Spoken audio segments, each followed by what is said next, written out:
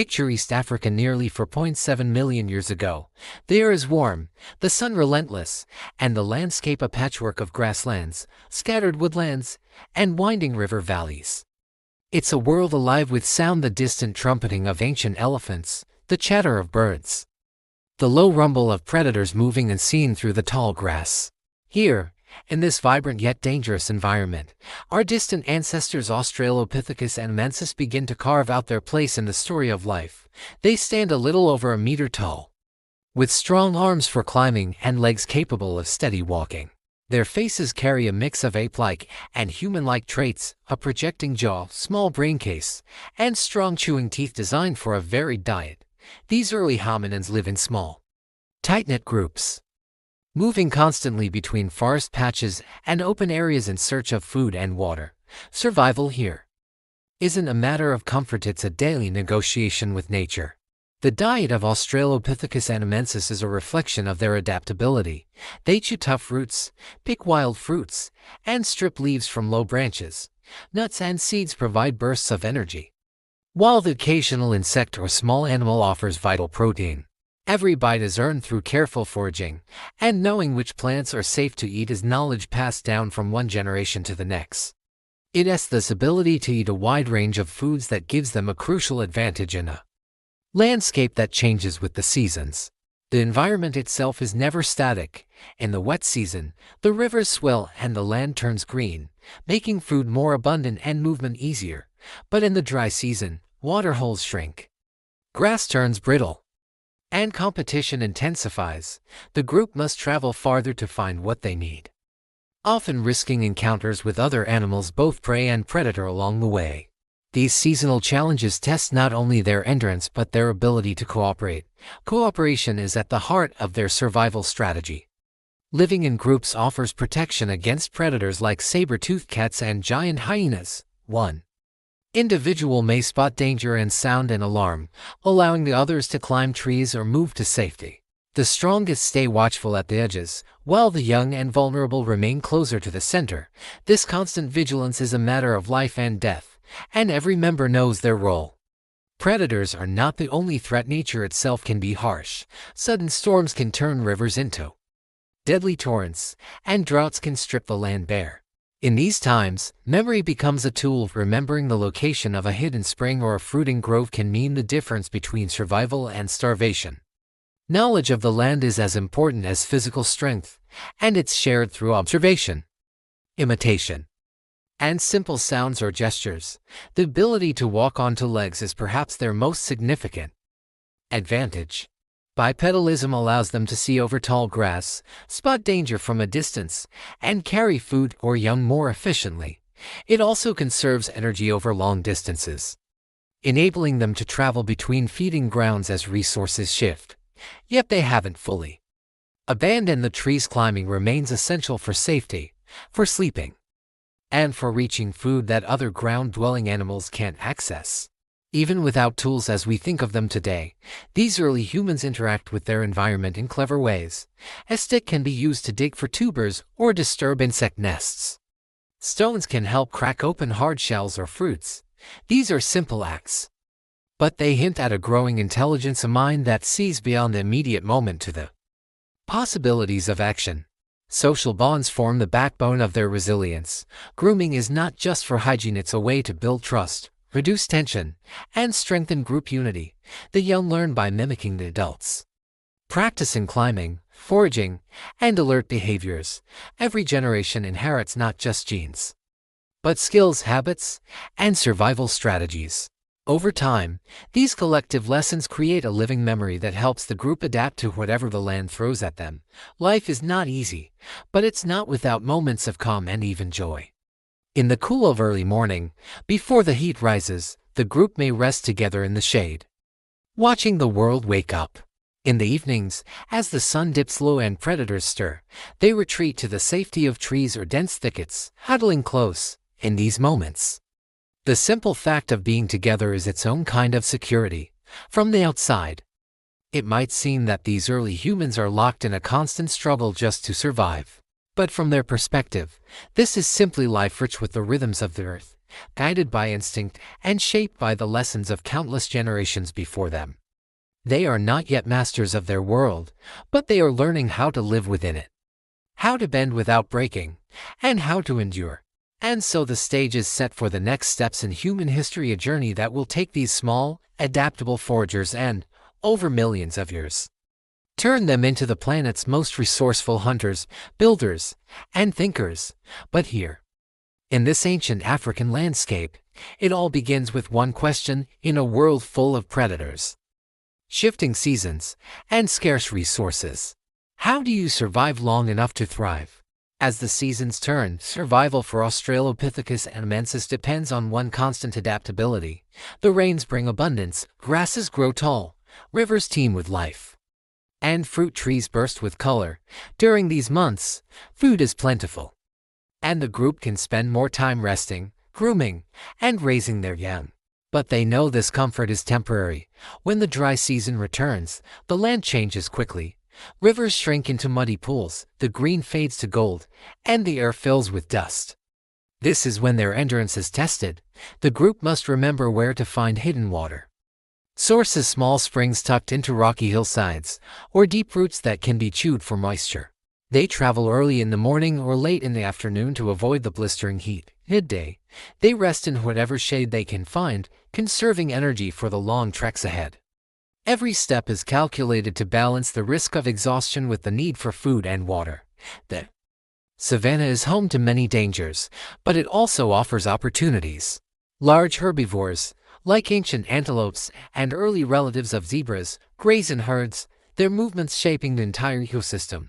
For our ancestors, following these herds can lead to fresh grazing areas rich in edible plants, but it can also bring them into the path of predators: lions' ancestors, saber-toothed cats, and hyena-like scavengers.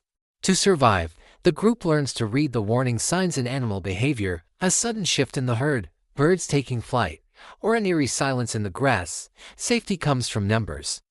While one member forages, others stand watch, scanning the horizon. If danger appears, an alarm call rings out, sharp, urgent, and impossible to ignore. In an instant, the group moves as one, climbing trees, taking shelter in dense bushes, or retreating along familiar escape routes. These responses aren't random, they're the result of generations of learning, each member knowing exactly what to do without hesitation. Food gathering during the dry months demands creativity. When fruits and leaves are scarce, they dig for tubers buried deep in the soil, break open hard seeds, or strip bark from trees. Their teeth, strong and flat, are perfect for grinding down tough plant material. Occasionally, they scavenge bits of meat left behind by larger predators, though this comes with high risk. Approaching a kill site means braving the possibility that the predator is still nearby or that other scavengers will fight for the scraps. This balance of risk and reward is the core of their survival. The group's decisions are guided by a shared instinct: never gamble everything in one move. Instead, they spread their efforts, some searching for plant foods, others scouting for new water, and a few keeping watch for both danger and opportunity. This teamwork is their greatest strength. The environment also shapes their bodies and movements. Walking upright allows them to travel farther without tiring quickly. It keeps their hands free for carrying food or holding onto yam. But they remain skilled climbers, retreating into the trees at night or when danger is close. This dual ability to move efficiently on the ground and escape quickly into the trees gives them flexibility, why that few other animals possess. Socially, the group functions as a single organism. Every individual plays a role.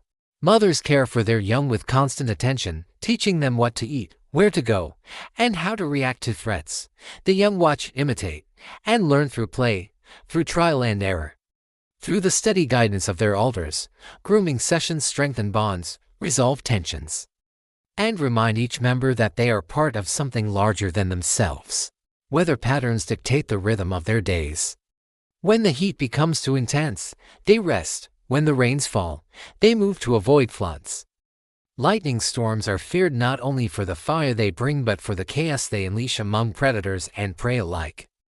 The group adapts constantly, shifting camp, adjusting routines, and never staying in one place long enough to exhaust the resources. There are no tools yet in the formal sense, but intelligence is growing. They use sticks to probe for food, stones to help open nuts, and leaves as makeshift containers for carrying water. These simple actions are seeds of innovation, each one a tiny step toward a future where humans will reshape the world with their minds as much as with their hands. Through all of this, the land remains both ally and adversary. It provides food, water, and shelter, but it demands respect. To survive here is to listen to the wind in the grass, the calls of animals, the subtle shift in the air before a storm. Every sound and scent is a message, and those who can read them are the ones who live to see another day. Life 4.7 million years ago is not about dominance, it's about balance. Our ancestors are not yet rulers of their world, but they are learning the rules, step by step, season by season. They are building the skills, instincts, and social bonds that will one day allow humans not just to survive, but to thrive. And as the sun sets over the endless African horizon, the group huddles together in the safety of the trees. Tomorrow will bring new challenges, new dangers, and new chances. But for now, they rest alert, aware, and ready for whatever the land decides to offer. Over thousands of seasons, the challenges of life on the savannah sharpen the minds and bodies of Australopithecus and anamensis. Each generation inherits more than just physical traits, they inherit a library of experience. Etched into habits, instincts, and shared knowledge, the ability to anticipate danger before it strikes becomes second nature. A sudden shift in the wind, the alarm call of a distant bird, or the ripple of grass in the wrong direction, these are signals that the group learns to read without words. Survival is as much about planning as it is about reaction. While they cannot store food in the way future humans will, they store ideas, mental maps of where certain trees fruit at different times, which valleys hold water after rain, and which paths avoid the territory of aggressive predators. This mental mapping is a breakthrough in their survival strategy, turning the vast, dangerous land into a network of possibilities. Their daily life is a constant interplay of caution and curiosity. The caution keeps them alive, avoiding unnecessary risks, steering clear of predator-heavy zones, and never straying too far alone. The curiosity, however, is what drives change. It is curiosity that leads a young member to experiment with using a longer stick to reach deep into a termite mound, or to watch how a stone can crack open a tough seed. Though these acts are small, they are the first flickers of problem-solving that will one day define the human story.